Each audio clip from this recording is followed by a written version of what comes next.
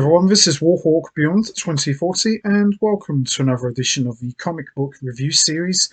And today I am going to be taking a look at the first 10 issues of one of the most popular, iconic and legendary superhero teams in Marvel Comics and in comic book history. And these guys need no introduction whatsoever. I am talking about, of course, the one and only, the X-Men.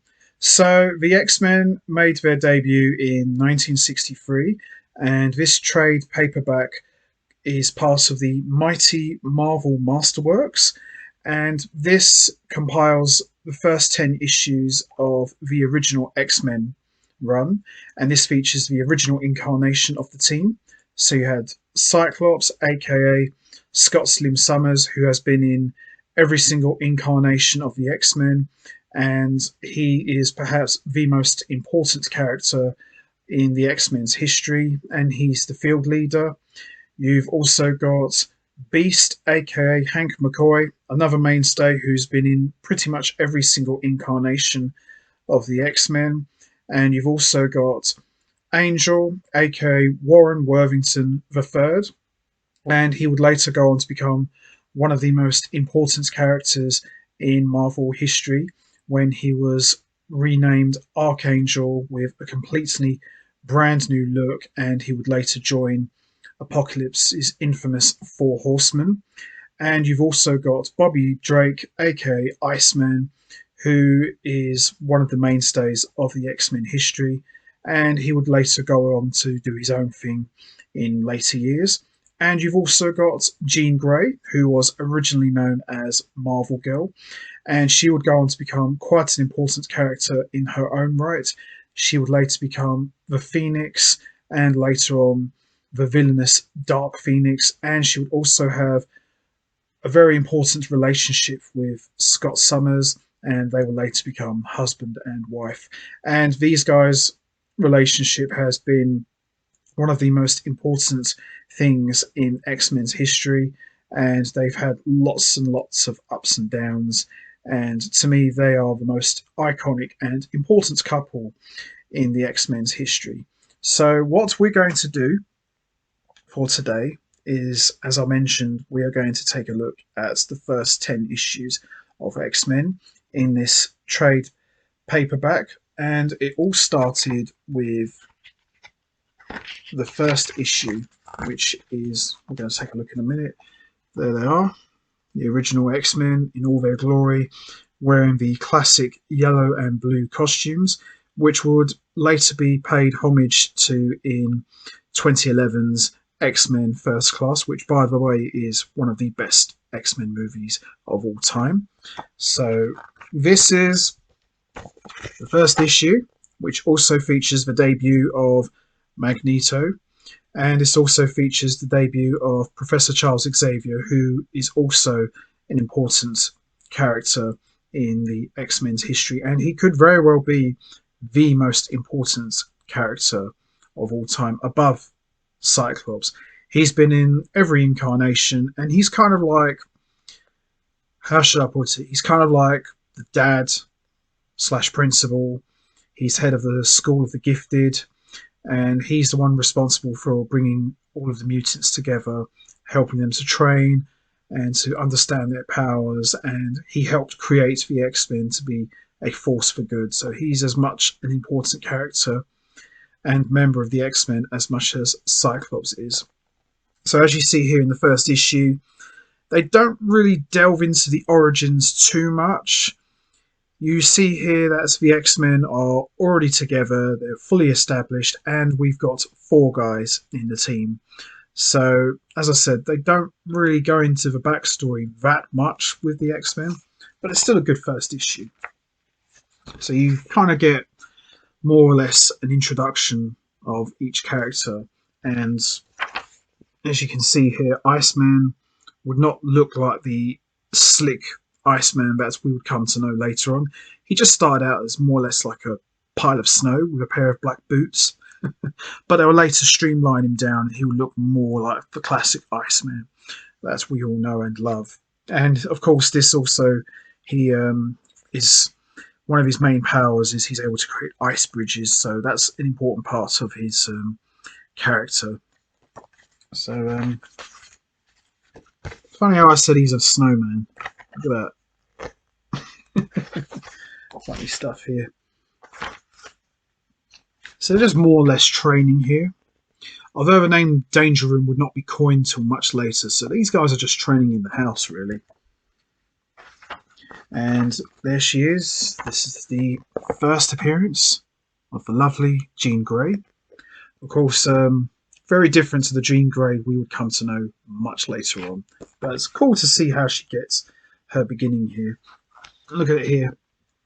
All of the X-Men all trying their luck with the new girl. And, of course, Summers, ever the consummate gentleman. Very, very protective of the girl. So, lots of firsts here. We're introduced to the X-Men, all of the members. We're also introduced to Jean Grey, who, as I mentioned later, she will become Marvel Girl. And we also are treated to the first meeting between Jean Grey and Scott Slim Summers. So, good stuff here. So she's got the power to move objects with her mind, which will become an important thing in later years with the X-Men. And there's Magneto. Now, as we all know, Magneto, he has the power to control metal. So he was more of a villain in the early years, and in later years he's kind of become like an anti-hero. But the thing with Magneto and Xavier, they both have different opinions about mutants.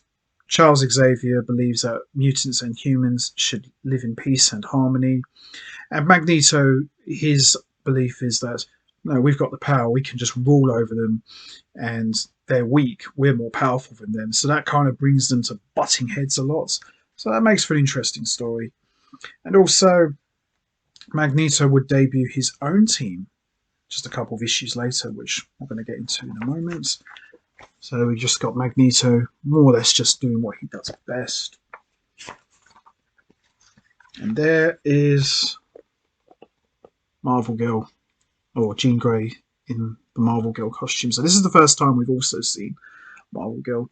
And the thing with Marvel Girl is she would go out on the field, but she was kind of like the X-Men's personal secretary.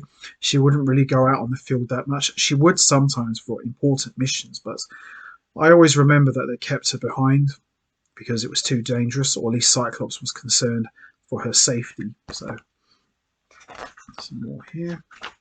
So this is the first time, also, another first here in issue 1, that the X-Men and Magneto have actually met each other, and they would go on to have legendary battles with Magneto. At one point, in one timeline, Magneto was actually part of the X-Men. So, go figure. Interesting stuff here. So we're just getting more or less the first battle between the X-Men and Magneto, and it doesn't disappoint. Although probably not as epic as what we would see in later years, but still worth it. And there's the classic phrase that was coined, uncanny. So in later years, there will be comic books called The Uncanny X-Men. That's the one I always remember the most. So that concludes issue 1, and then we move on to issue 2, and this would introduce us to another villain, the Vanisher. Nothing special about him, really, with the Vanisher. Pretty much a throwaway villain. Don't really remember the Vanisher that much. I mean, I've heard his name come up quite a few times. So we just get the X-Men training, and we see here the X-Men go out to work to basically protect the world that fears them. Yeah, look at that. Never gets old. Cyclops just blasting away.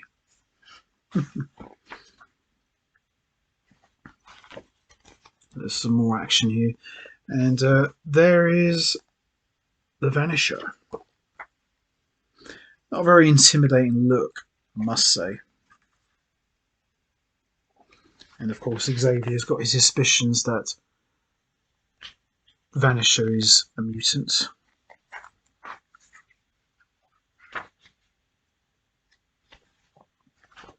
So some more training with the X-Men.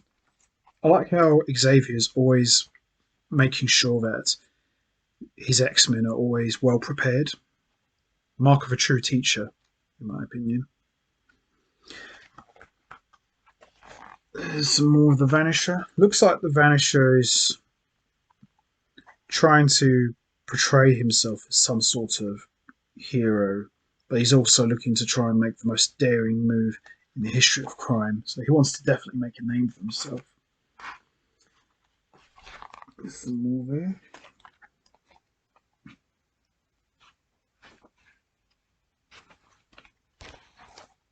There we are. As I said, he's not. I wouldn't really say the Vanisher's a big villain. He's not really much of a threat. I know they try to portray him as it, but I don't know really. He's not really much of a threat in my opinion. Iceman just throws Angel's wings. Silly boy. So the Vanisher's powers is essentially to vanish, hence the name. As I said, not really a great villain. And that concludes issue 2. And issue 3 would introduce us to another important villain, the Blob. Blob became one of the mainstays of X-Men. Not one of my favourite X-Men villains, but he's an important character, and I understand why he's there, but he's not one of my favourite X-Men villains. Never has been. So, we see the X-Men are training. Yeah, Jean Grey looks good there. So we get a little bit of the backstory of the Blob. He was part of the circus. I'd imagine he's part of like a circus freak show. So he was more or less just like some sort of attraction for the circus. To see Warren Worthington, look here. Seem to see him showing off a lot, trying to impress Jean Grey. We all know who she's going to end up with. So, yeah, Blob hasn't really changed that much. I mean, look at there. He hasn't changed that much over the years. Just a big blob in a pair of shorts. So he hasn't really changed that much. So he's kind of like a good guy, and he goes to meet Charles Xavier. Not to join the X-Men, of course. I think he's just there just to meet him. And of course, it doesn't take long for the Blob to start going at it with the X-Men. The X-Men in the early years of their run, they were very similar to the Fantastic Four. And I mean that as in the Fantastic Four were more like a family. And the X-Men are kind of like a family, but they're more like students / family. But there's some similarities here. There are definitely some similarities. So it looks like Blob's on the rampage, as you can see.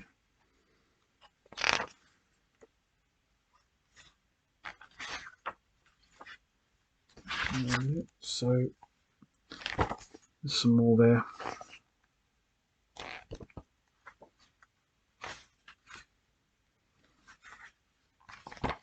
So the X-Men are more or less into action now, going at it with the Blob.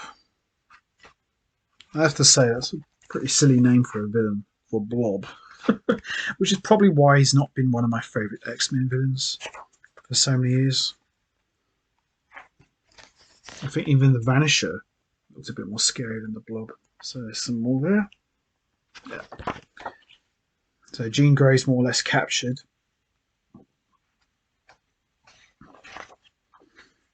And you more or less see that at the end of the story, Professor Xavier is pretty much the hero.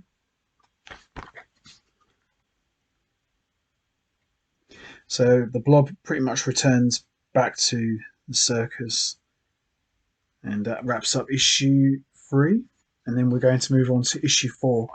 And this would feature the debut of Magneto's Brotherhood. So the Brotherhood would end up becoming one of the mainstays of the X-Men history, and various different incarnations, but Magneto has been the constant throughout the Brotherhood history. So this features the original incarnation. So we've got Toad, Quicksilver, and the Scarlet Witch. There they are. It's the original Scarlet Witch and Quicksilver. And of course, you got Magneto as well. So Scarlet Witch and Quicksilver are Wanda and Pedro Maximoff. They're the children of Magneto. And these two would end up turning on Magneto and hooking up with the Avengers. And it's kind of cool to see how they got their start here. So Magneto has returned, first time since issue 1 when we was first introduced him. So now he's back with a vengeance, and he's got his own group called the Brotherhood. So there's the X-Men training once again. Yeah, you can see they're starting to change Iceman's look by this point. So he's gone from being a pile of snow, and now they're starting to streamline him down.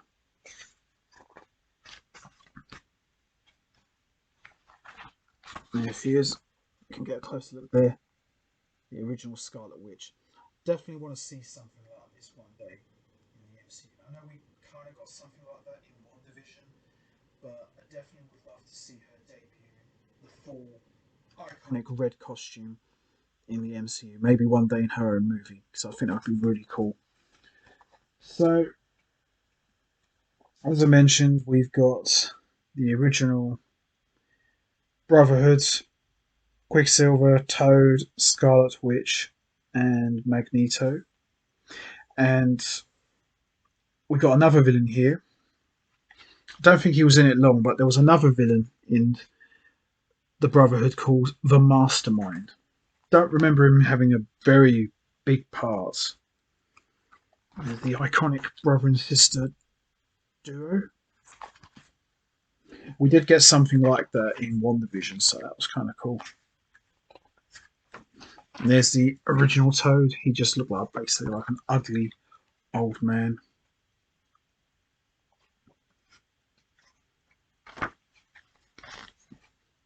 There's Magneto with his kids. I don't think they addressed that they were his kids. I think that was something they did much later on. So pretty much the core of the Brotherhood is Magneto, Scarlet Witch, and Quicksilver. And I think Mastermind and Toad, they're just more or less like Magneto's servants / minions. They don't really have a lot to do. I mean, I'd probably say Magneto, Scarlet Witch, and Quicksilver, they're like the 3 most powerful members of the team, which makes sense. So we see here, this is actually a cool shot here. You see Magneto and Xavier actually talking to each other through thoughts, so I think that's quite cool. So they're just more or less arguing about, their differences, as I said before. There we are. And now finally, X-Men versus Brotherhood has taken place. So there you go. Yeah. Now, Quicksilver, just like in the name, very fast. So he's kind of like Marvel's Flash. Scarlet Witch, just like in the name, she's a witch, and her main power is the infamous Hex. So she's able to do all sorts of things with this ability. Toad is just a toad, and I think Mastermind, he's supposed to be like incredibly smart. So they're going at it here.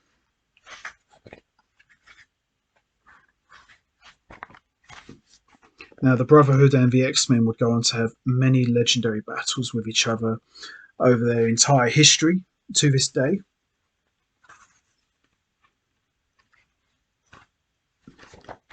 And we see at the end, kind of a little cliffhanger here. We see, we see here that Charles Xavier is pretty much unconscious. He gets knocked out here. And that's pretty much how it ends. Good issue. I think issue 4 was pretty good in my opinion. So now that brings us to issue 5, as you can see there. And this pretty much picks up where we left off at the end of issue 4, where Charles Xavier was knocked out, and we just see like the X-Men are just like tending to his aid. Oh, this is the first time we see Jean Grey's parents. We don't really know a lot about Jean Grey by this point because we'll learn more about her in later years, but her parents don't know that she's actually Marvel Girl and she's actually part of the X-Men. So it's kind of cool that we're getting to see her parents meet the X-Men for the first time. So this is quite a cool moment here.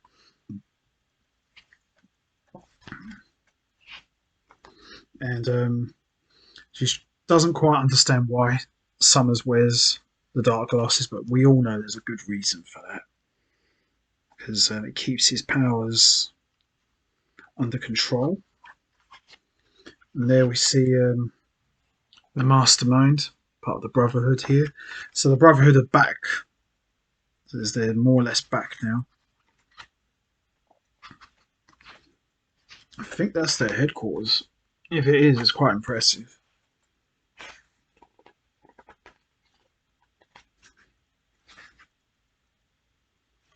So Xavier's out and about now. He seems to be okay.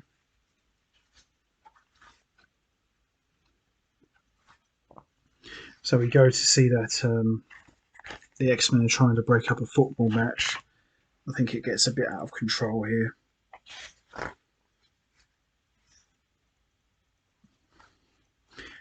But they soon learn that one of the athletes is actually Toad, one of the members of the Brotherhood. So it looks like this is a trap. All set up by that man, Magneto. So this is pretty much round 2, X-Men versus Brotherhood. You can see there.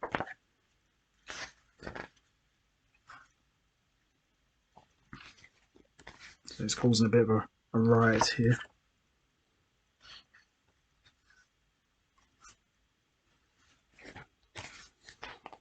There's some more there. So it looks like Magneto has created this device which intensifies his magnetic power. So he's really going to be a tough guy to deal with.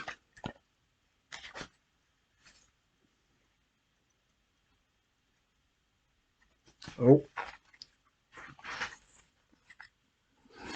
family feud already.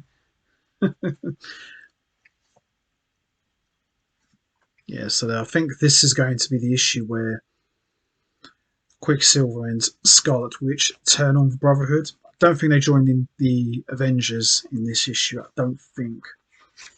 But I know they definitely do leave at some point.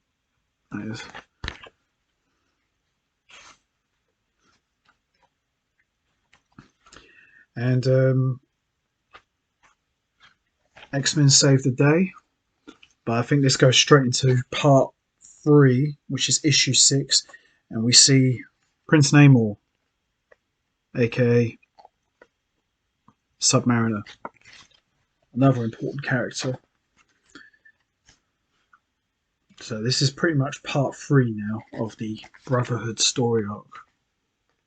So it's more or less just picks up where we left off here.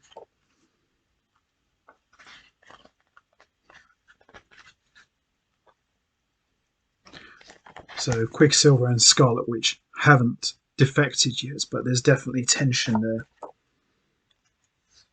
So we see the X-Men are still training, as always. And there he is. Prince of Atlantis himself, Submariner. Yeah.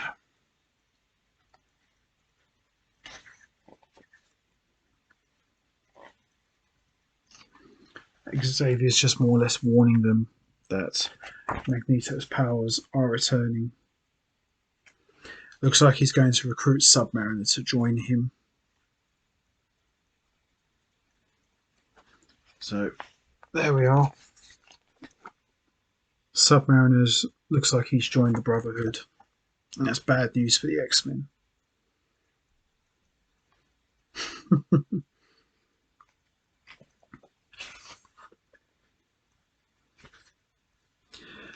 Quicksilver, of course, doesn't trust him, which is understandable. It's kind of cool, but at the same time a bit weird. Why would the Prince of Atlantis want to join Magneto? I mean, he can pretty much rule the world himself. So he's more or less joined forces with them, and we see Submariner and the X-Men going at it.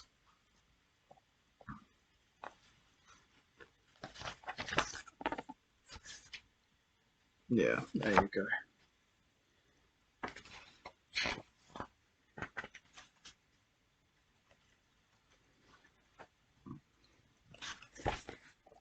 So Magneto's built himself a giant magnet. So there's definitely more tension here.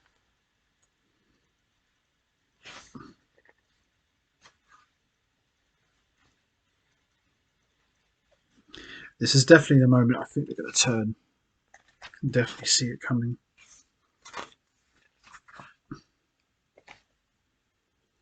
So they pretty much dispose of Namor, do the X-Men. So there's a cool shot there.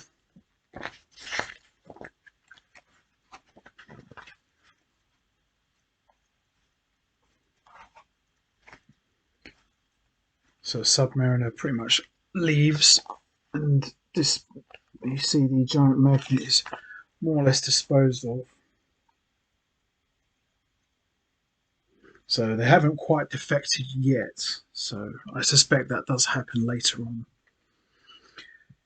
Alright, so this isn't part 3, this is part 4, and this brings us to issue 7, The Return of the Blob. Just don't like the Blob, just think he's a poor X-Men villain. So it looks like we're going to meet the new X-Men leader, it says here.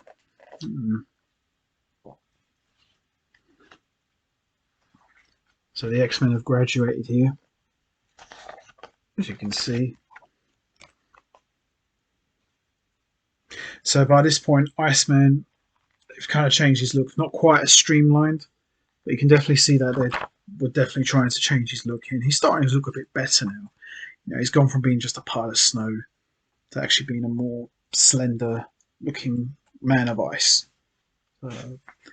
Definitely an improvement here. So it looks like the Brotherhood are just cracking at the seams here. You can see a dissension within the ranks already. Now by this point Submariner had already joined and he's gone now. So we got here the first appearance of the mechanism that Xavier uses. There it is. Just show you that Cerebro. Now Cerebro was a head device that Xavier always used to try and pinpoint the location of various mutants, and this would become quite an important part of X-Men history. So, you know, whenever you think of Cerebro, you think of Professor Xavier. You know, that's what really enhances his powers of thought. So, and I think in later years we also saw Jean Grey use Cerebro as well. She even used it in the first X-Men movie at one point. Yeah, there he is. Oh, Blob himself. So it looks like here Blob is going to join the Brotherhood here. I really don't see the point. I think even Submariner was better. At least he could fight. You know, he had not a bad look. So it looks like the Brotherhood are on the rampage again.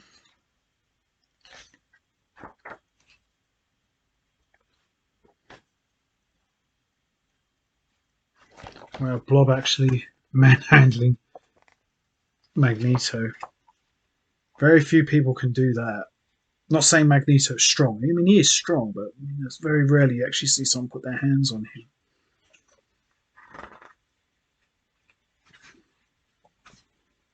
So, looks like Blob is now an official member, as I mentioned already. This is cool, no pun intended. Whenever Bobby Drake would change into the Iceman, he would just freeze up and just break out of an ice cube. So that would become an iconic part of Iceman's character.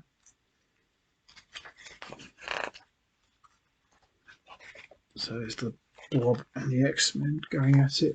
Now, Marvel Girl's costume went through quite an interesting evolution. She started off having like the Catwoman kind of mask, then she has the Domino, like Robin, and I think she even had like a full head mask. So she goes through a number of different changes here. See, she goes through a number of different changes in her costume. So they're just more or less just going at it here. I didn't realise I had such a big story arc here. So this is essentially the Brotherhood story arc. It's like 4 parts. So that's pretty cool. Could very well be the best story arc of the first 10 issues. So we got Quicksilver and Scarlet Witch still on Magneto's side, but they've already teased tension.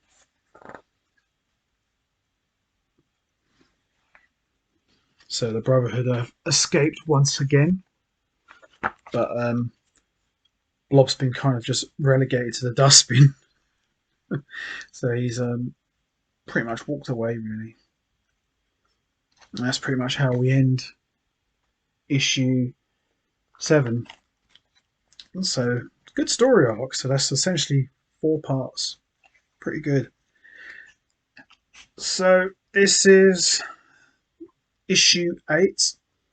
This introduces us to another villain who's more or less just a throwaway character. And he goes by the name Eunice. Pretty generic look here. So the X-Men are training here.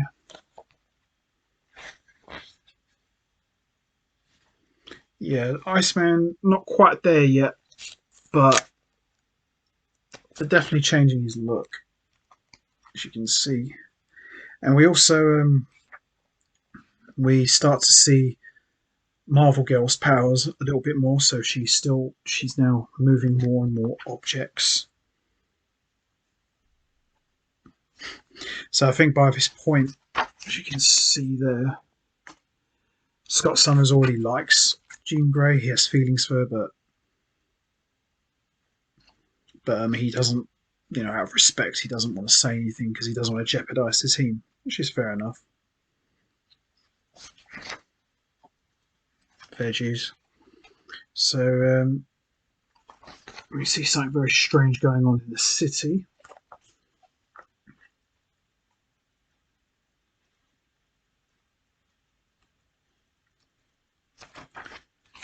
Hank's not a happy beast, no pun intended. So we see here that Eunice is kind of like a strongman wrestler. So pretty much that.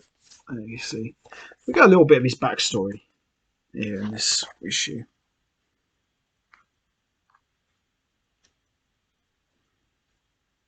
So Beast is like trying to take him on. Yeah, that's the first time we see him here.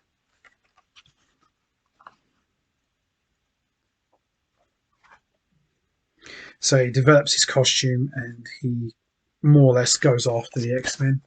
So I said he's very very forgettable here. I wouldn't really put him down as one of the best X-Men villains. I think this was the only time we ever saw him, unless there was another issue that he came back. So we see the X-Men and Eunice going at it.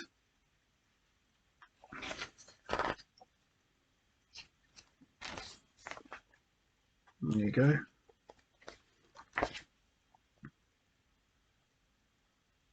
So a little bit of tension with the X-Men because Hank and Summers have had words, and there's Unus, as he's more known as. So now he can eat again, so yeah, pretty forgettable issue here. Pretty forgettable villain, but what can you do, really? You're not always going to get it right. So now that brings us to issue 9, and this features a guest appearance from the Avengers. So the Avengers here is, of course, the classic team featuring Iron Man, Captain America, Thor, Ant-Man / Giant Man, and Wasp as well. So I think the Hulk has been pretty much gone by this point. I think Hulk walked away and he hooked up with Submariner. I think I remember that. That was another Avengers comic, actually. So this is pretty cool. We're actually getting X-Men and the Avengers meeting each other. So this is pretty good stuff here. So we see Scott Summers stop a ship from hitting an iceberg.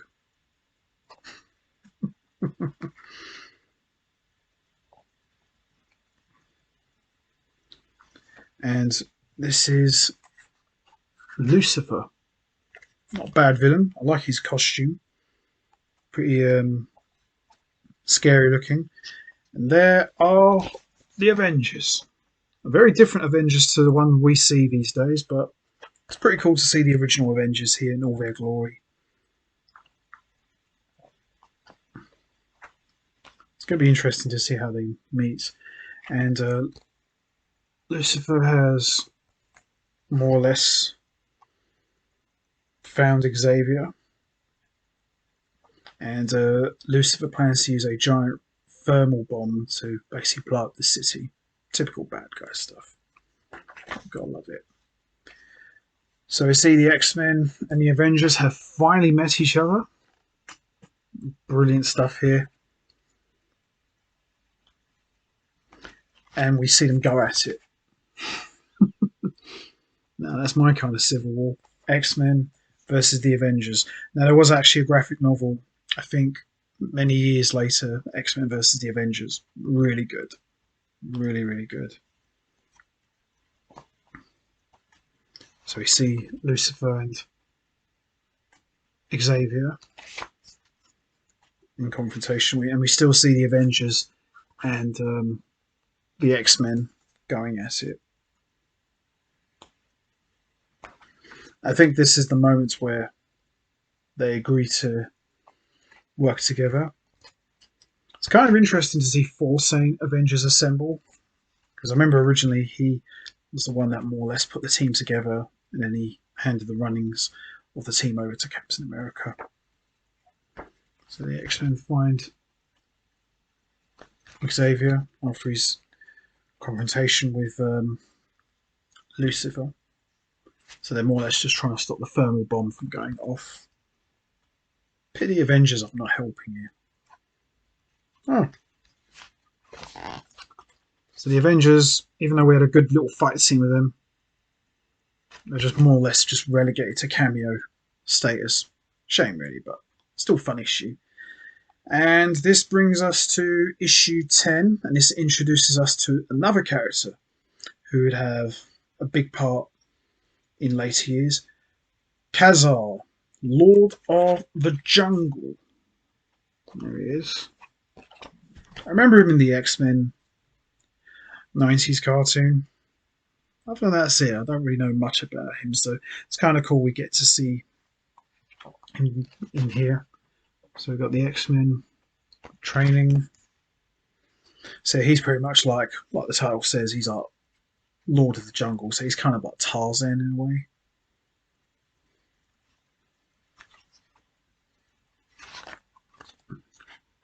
There we are. Some more there.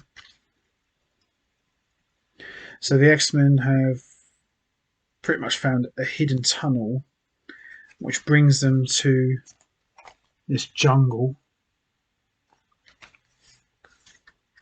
I remember there was a villain. Don't know if he was a villain, but I remember he was a pterodactyl. I don't think that's him.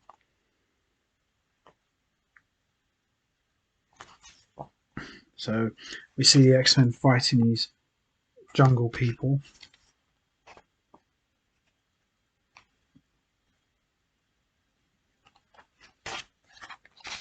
I am Kazar. So he's kind of like Tarzan of the Marvel Universe.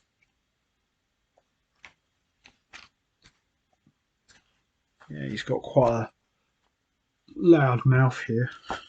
I think he's got like the ability to control all the animals and dinosaurs in the jungle. So we just more or less see the X-Men just fighting giant dinosaurs here.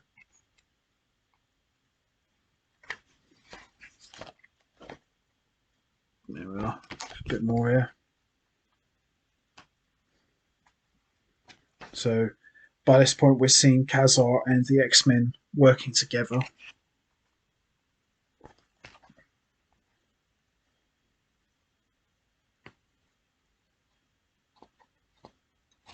So even though the X-Men have helped Kazar, Kazar's more or less banished them, never to return to the jungle.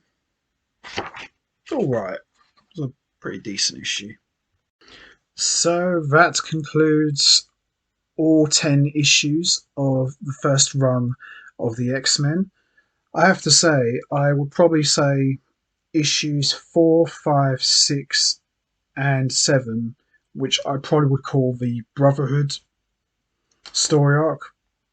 I think they were definitely the best because, you know, you had the Blob joining them, even though I don't think he's a great character, and then you have the Submariner join them. You even had some dissension, you know, with Scarlet Witch and Quicksilver bickering with Magneto. So there was plenty of good drama there. So I definitely would say the 4 issues of that were the best. And you know, getting a little cameo from the X-Men, although I would have liked to have seen that a little bit more expanded, it was still good here. So we had the first issue just called the X-Men. Then we have the second issue, Nothing Can Stop the Vanisher. Then we had the third issue, Beware of the Blob. And then we had issue 4, The Brotherhood of the Evil Mutants. Then we had issue 5, The Angel is Trapped. Then we had issue 6, Submariner joins the Evil Mutants. Issue 7, The Return of the Blob. Issue 8, The Uncanny Threats of Unas, the Untouchable. And then we also had Lucifer, and then we had also, that was in issue 9, and we also had issue 10, Lord Kazar, Lord of the Jungle. So that's the other issues. And then you got issue 1 as the front cover. So, you know, by and large, the first 10 issues of the X-Men, really good. Although I have to say, as I said, issues 4, 5, 6 and 7 were the best. Some of the villains here, like the Blob, the Vanisher, Unas, you know, pretty forgettable villains. Obviously, the villains that stood out was Magneto and the Brotherhood. So some important characters were introduced here and some important moments, and things like Cerebro was introduced. So there was some good stuff here, but quite enjoyed this overall. Couple of villains, as I said, not worth talking about, but by and large, I say issues 1 to 10 were really good. So there you have it. That's going to be it from me. I'm going to wrap this up now. What did you think of the first 10 issues of the X-Men? Did you enjoy it? What was your favourite issue? Was it the debut of the X-Men? Or was it issue 2 with the Vanisher? Issue 3 with the Blob? Or issues 4, 5, 6 and 7 with the Brotherhood? Or issue 8 with Unas? or the issue 9 with the Avengers, or issue 10 where we saw the debut of Khazar, Lord of the Jungle. You know what to do, guys. Hit the like button, hit the subscribe button, leave your thoughts and comments down below, and I will see all of you next time for another edition of the comic book review series. So I hope you enjoyed going through all these 10 issues with me. You know, it's quite interesting to see how much the X-Men have changed over the course of their history, but at the same time, it's quite fun to go back to the early beginnings of how the X-Men started and in its original incarnation. So until next time, take care, everybody, and stay safe. And as always, thanks for listening.